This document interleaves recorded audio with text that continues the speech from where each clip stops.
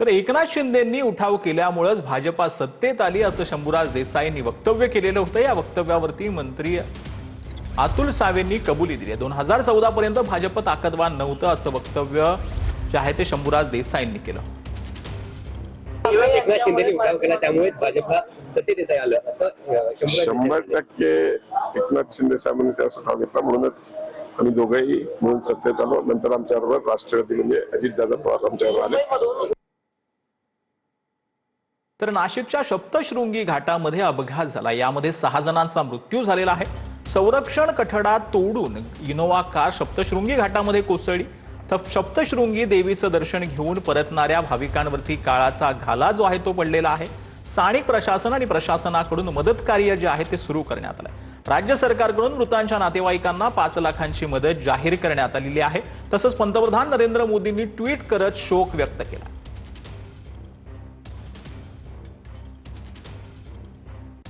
तर पंतप्रधान नरेंद्र मोदींनी काय ट्विट केलं ते आपण पाहूयात। नाशिकच्या सप्तशृंगी गडावरील दुर्घटनेबाबत दुःख व्यक्त करतो असं पंतप्रधान मोदींनी म्हटलंय। जखमी लवकर बरे व्हावेत अशी मी प्रार्थना करतो असं देखील नरेंद्र मोदींनी म्हटलेलं आहे।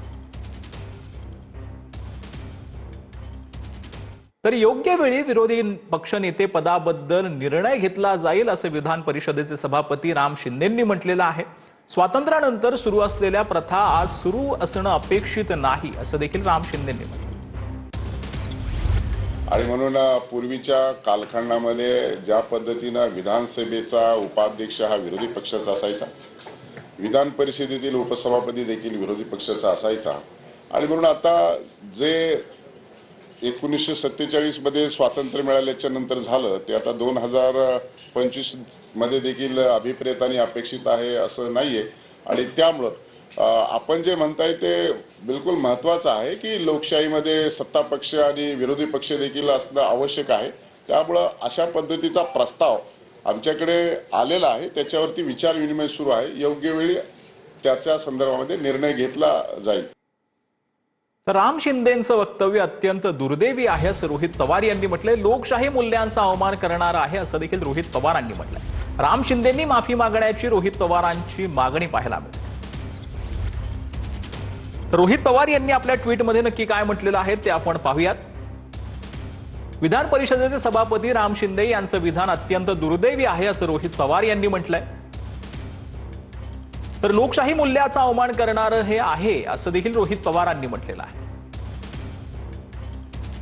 संवैधानिक पदावरील व्यक्तीनं असं विधान करणं लोकशाहीचा अनादर आहे असं देखील रोहित पवार यांनी म्हटलेलं आहे। तर राम शिंदेंनी याबाबत माफी मागावी अशी मागणी देखील यावेळेला रोहित पवार यांनी आपल्या ट्विटच्या माध्यमातून केली। तर राज्याचे महाधिवक्ता म्हणून मिलिंद साठे यांची निवड करण्यात आली आहे। वीरेंद्र सराफ यांनी राजीनामा दिल्यानंतर ही निवड करण्यात आली। राज्य मंत्रिमंडळाच्या बैठकीमध्ये हा मोठा निर्णय जो आहे तो घेण्यात आला।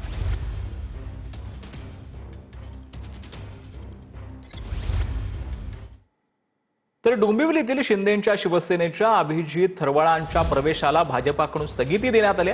अभिजित थरवळ यांच्या प्रवेशाला स्थगिती दिल्यानंतर डोंबिवलीत अज्ञातांकडून बॅनरबाजी करण्यात आली।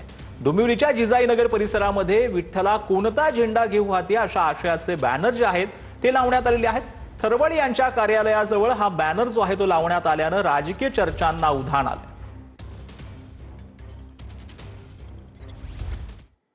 तर अतिवृष्टी अनुदान घोटाळ्याचा तपास भरकटला असल्याचं बबनराव लोणीकरांनी म्हटलंय। जिल्हाधिकारी आरोपींना वाचवत असल्याचा लोणीकरांनी आरोप केलेला आहे।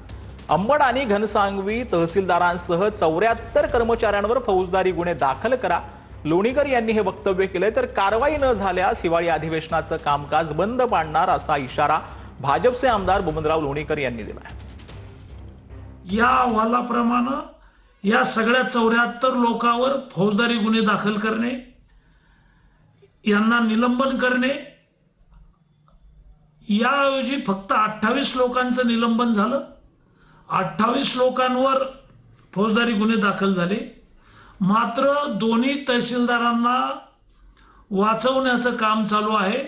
आम्ही सभागृहाचं कामकाज बंद पाडू, दोन्ही तहसीलदारवर कारवाई होत नाही, 74 लोकांवर कारवाई होत नाही तोपर्यंत सभागृहाचं कामकाज आम्ही चालू देणार नाही। तर कांद्याच्या आयात निर्यातीवरती सरकारचं धरसोडीचं राजकारण सुरू आहे. शेतकरी ते नेते राजू शेट्टींनी केंद्रावरती ही टीका केली. केंद्र सरकारनं माकडचेष्टा करू नये असं राजू शेट्टींनी म्हटलं.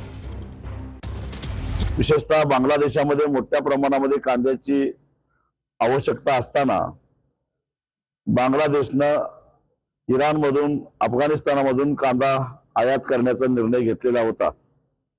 परंतु उशिरा का होईना बांगलादेशने पुन्हा एकदा भारताकडून कांदा आयातीला परवानगी दिलेली आहे. या गोष्टीचं मी स्वागत करतो.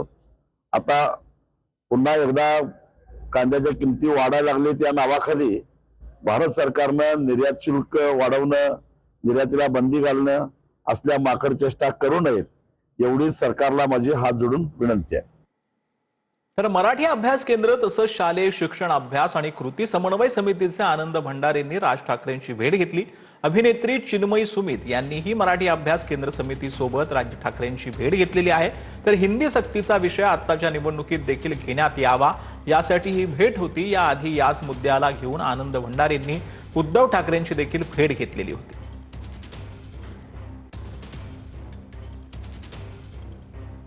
मुंबईमध्ये ठरवून बंद पाडलेल्या आणि पाडल्या जाणाऱ्या मराठी शाळांची अनेक प्रकरणं आमच्या निदर्शनास आलेली आहेत आणि त्या प्रकरणांच्या आधारे आम्ही येत्या रविवारी एक मराठी शाळांची परिषद आयोजित करतो आहोत. आमचा असा दावा आहे की मुंबई महानगरपालिका ठरवून मराठी शाळा बंद पाडत आहेत आणि त्याची उदाहरणं आम्ही त्या परिषदेमध्ये मांडणार आहोत.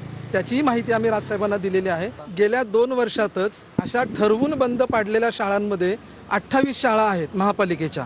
त्याच्यातल्या 17 शाळा ह्या फक्त मराठी माध्यमाच्या आहेत. राज ठाकरेंचं म्हणणं असं आहे की ही पुस्तिका वगैरे काढणं एकदम योग्यच आहे, परंतु हे वाचायला लोकांना पण जड जाईल.